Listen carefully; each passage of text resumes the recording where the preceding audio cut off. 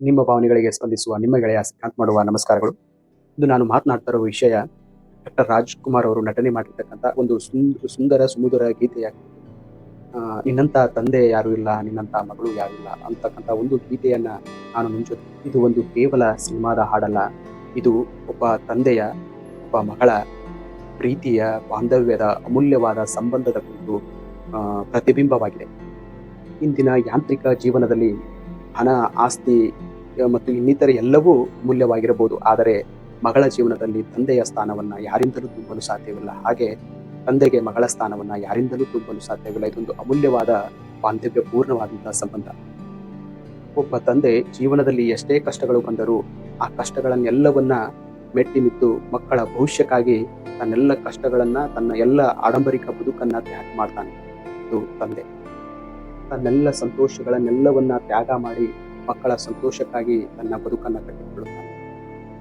ಅದಕ್ಕಾಗಿ ಈ ಸಂಗೀತದಲ್ಲಿ ನಿನ್ನಂಥ ಅಪ್ಪ ಯಾರೂ ಇಲ್ಲ ಎಂದು ಈ ಹಾಡನ್ನ ಕೇಳಿದಾಗ ತಂದೆಯ ತ್ಯಾಗ ನೆನಪಿಸುತ್ತದೆ. ಅದು ಒಂದು ಭಾವನಾತ್ಮಕ ಚಿಲುಮೆಯಾಗಿದೆ. ಅದೇ ರೀತಿಯಾಗಿ ಒಬ್ಬ ಮಗಳು ಕೂಡ ಒಬ್ಬ ತಂದೆಯ ನಗು, ಒಬ್ಬ ತಂದೆಯ ಬೆಳಕು, ಒಬ್ಬ ತಂದೆಯ ಜೀವನಕ್ಕೆ ಅರ್ಥ ಕೊಡುವವಳು ಮಗಳು. ಮಗಳು ಎಷ್ಟೇ ದೊಡ್ಡವಳಾದರೂ ತಂದೆಯ ಕಣ್ಣಿಗೆ ಅವಳು ಪುಟ್ಟ ಮಗುವೇ.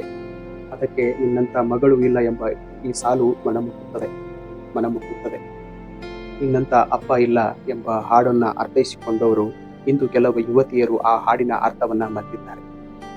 ಮಗಳ ಪ್ರೀತಿಗಾಗಿ ಇಡೀ ಬದುಕನ್ನ ಕಟ್ಟಿಕೊಂಡ ತಂದೆಗೆ ಇಂದು ಮಕ್ಕಳು ಏನು ಕಾಣಿಕೆ ಕೊಡ್ತಾ ಇದ್ದಾರೆ ಗೊತ್ತಾ? ಇದು ಒಂದು ಚಿಂತಾಜನಕ. ಇದೊಂದು ಬಹಳ ದುಃಖಕರ ಸಂಗತಿ ನಾವು ನೋಡ್ತಾ ಇದ್ದೇವೆ. ಈ ಸಮಾಜದಲ್ಲಿ ಇದೊಂದು ಬಹಳ ಮನಕಲುಕುವಂತ ಘಟನೆಗಳು ನಾವು ಕಣ್ಣಾರೆ ಕಾಣ್ತಾ ಇದ್ದೇವೆ, ಕಣ್ಣಾರೆ ನೋಡ್ತಾ ಇದ್ದೇವೆ. ಇಂದು ಕೆಲವು ಯುವತಿಯರು ಪ್ರೀತಿಯ ಮೋಹದಲ್ಲಿ ಸಿಲುಕಿ ತಂದೆ ತಾಯಿಗಳ ಮಾತುಗಳನ್ನ ಮರೆಯುತ್ತಿದ್ದಾರೆ. ತಂದೆ ತಾಯಿಯ ಕಷ್ಟಗಳನ್ನು ಕೂಡ ಮರೆಯುತ್ತಿದ್ದಾರೆ. ಅವರ ಪ್ರೀತಿಗೆ ತಂದೆ ತಾಯಿಯ ಪ್ರೀತಿಯನ್ನು ಕೂಡ ಮರೆಯುತ್ತಿದ್ದಾರೆ. ಕೆಲವು ಯುವತಿಯರು ಮನೆಯವರ ಮಾತುಗಳನ್ನ ಶತ್ರುಗಳ ಮಾತಿನಂತೆ ಭಾವಿಸುತ್ತಿದ್ದಾರೆ. ಕೆಲವೇ ದಿನಗಳಲ್ಲಿ ಪರಿಚಯವಾದ ಒಬ್ಬ ವ್ಯಕ್ತಿಗೋಸ್ಕರ ಇಂದಿನ ಯುವತಿಯರು ಮನೆ ಬಿಟ್ಟು ಹೋಗುವ ವಿಚಾರಕ್ಕೆ ಬರುತ್ತಿದ್ದಾರೆ. ಪ್ರೀತಿ ತಪ್ಪಲ್ಲ, ಆದರೆ ಪ್ರೀತಿಯ ಹೆಸರಿನಲ್ಲಿ ತಂದೆ ತಾಯಿಯ ಕಣ್ಣೀರನ್ನು ಮರೆತು ಬಿಡುವುದು ಸರಿಯೇ? ದಯವಿಟ್ಟು ಒಂದು ಸಾರಿ ಯೋಚನೆ ಮಾಡಿ ನೋಡಿ. ಜೀವನ ಪೂರ್ತಿ ನಿಮ್ಮ ಒಂದು ನಗುವಿಗಾಗಿ ದುಡಿದ ತಂದೆಯ ಪ್ರೀತಿ, ನಿಮ್ಮ ಒಂದು ತಪ್ಪು ನಿರ್ಧಾರದಿಂದ ಇಡೀ ರಾತ್ರಿಯೆಲ್ಲ ಅಳುವಂತಾಗಿದೆ ಇಂದಿನ ತಂದೆ ತಾಯಿಯರ ಪರಿಸ್ಥಿತಿ. ಅದು ನ್ಯಾಯವೇ? ನಿಜವಾದ ಪ್ರೀತಿ ಎಂದರೆ ತಂದೆ ತಾಯಿಯನ್ನ ದೂರ ಮಾಡುವುದಲ್ಲ, ತಂದೆ ತಾಯಿಯ ಆಶೀರ್ವಾದದೊಂದಿಗೆ ಬದುಕು ಕಟ್ಟಿಕೊಳ್ಳುವುದೇ ನಿಜವಾದ ಪ್ರೀತಿ. ಇಂದು ನಾವು ಅನೇಕ ಘಟನೆಗಳನ್ನು ಸಮಾಜದಲ್ಲಿ ಕಾಣ್ತಾ ಇದ್ದೇವೆ. ಪ್ರೀತಿ ಎಂಬ ಹೆಸರಿನಲ್ಲಿ ತುರ್ತು ತೆಗೆದುಕೊಂಡ ನಿರ್ಧಾರದಿಂದ ಇಂದು ಅನೇಕ ಯುವತಿಯರು ಪಶ್ಚಾತ್ತಾಪ ಪಡುತ್ತಿರುವುದನ್ನು ನಾವು ಕಣ್ಣಾರೆ ಕಂಡಿದ್ದೇವೆ.